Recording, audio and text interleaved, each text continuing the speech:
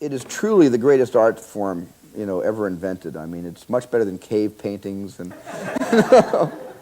it's a lot better than mud wrestling. And there's just something about being able to do everything. There's something about being able to be a painter and be a writer and to be able to be a musician, which you have to be when you have to have a great sense of music to be a filmmaker.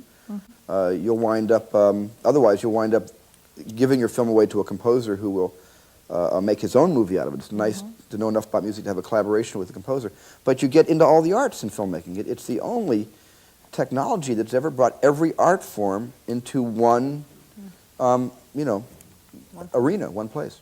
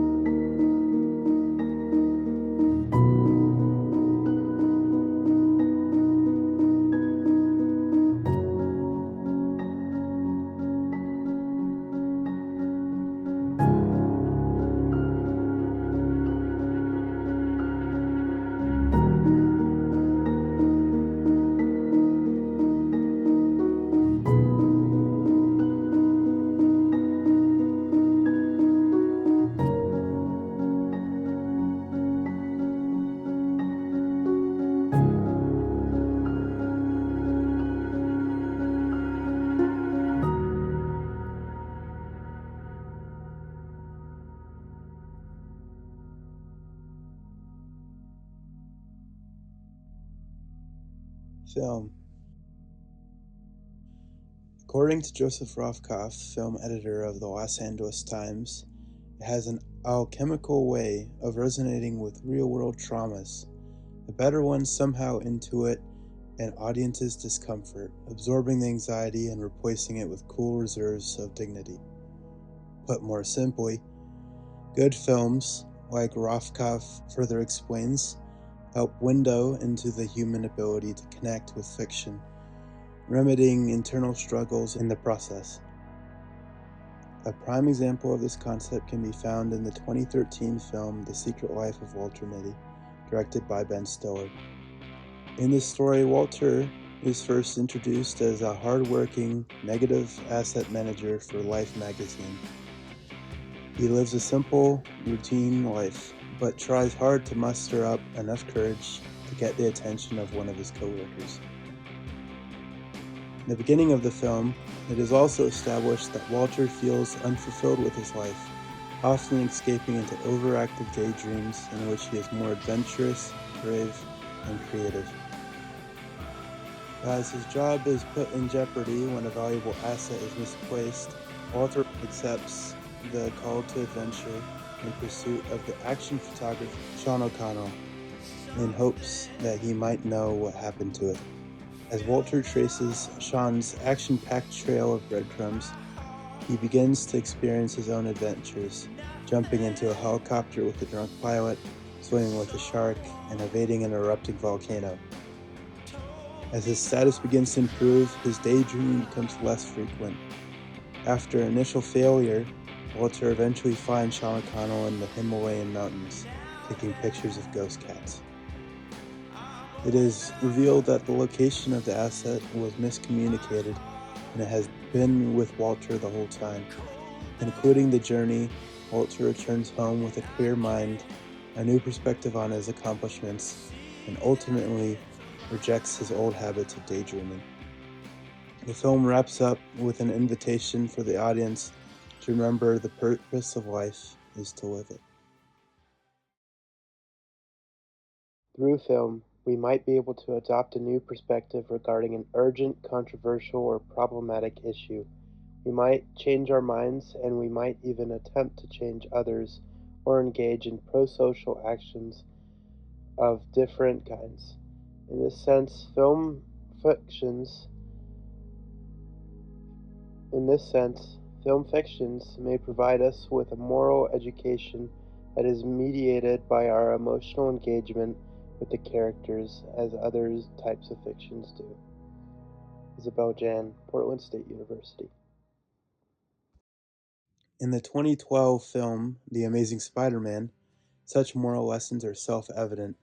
By witnessing the journey of the film's teenage protagonist, Peter Parker, the audience is allowed a second-hand experience of the events that will ultimately invent the crime-fighting superhero known as Spider-Man. The initial bite from a radioactive spider to the death of his Uncle Ben, to the creation of the lizard, and the hero's victories and losses in the process. One of the major lessons displayed by the film is responsibility. However, the active choice to stay responsible is much more complex under the surface of Peter's life. Having to balance his teenage life and his superhero life, he faces constant pressure, and in a notable scene, Peter's aunt asks him if he can grab some eggs on his way home.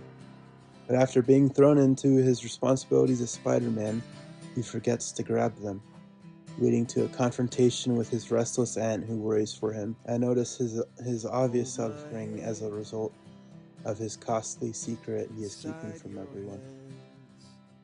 However, after the film reaches its end, Spider-Man successfully saves the city. Peter returns home to Aunt May, still suffering his injuries from the night before, but having not forgotten the carton of eggs. Peter had fulfilled his current responsibilities as Spider-Man and gained closure in his life as Peter Parker, despite the struggle.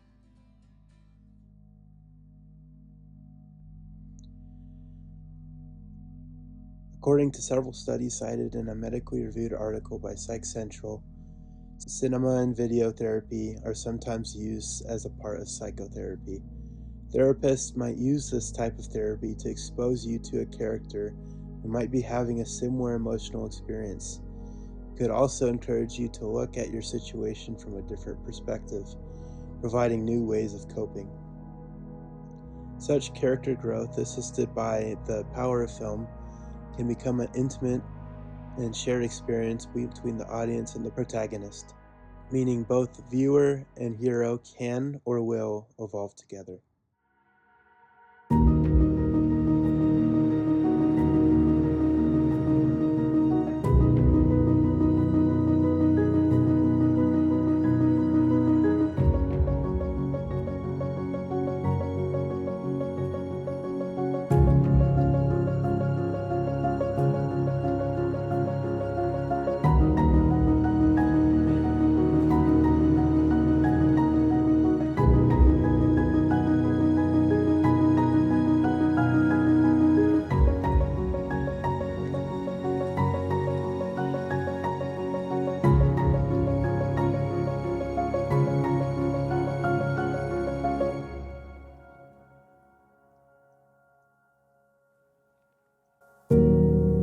In case I don't see ya, good afternoon, good evening, and good night. Yeah.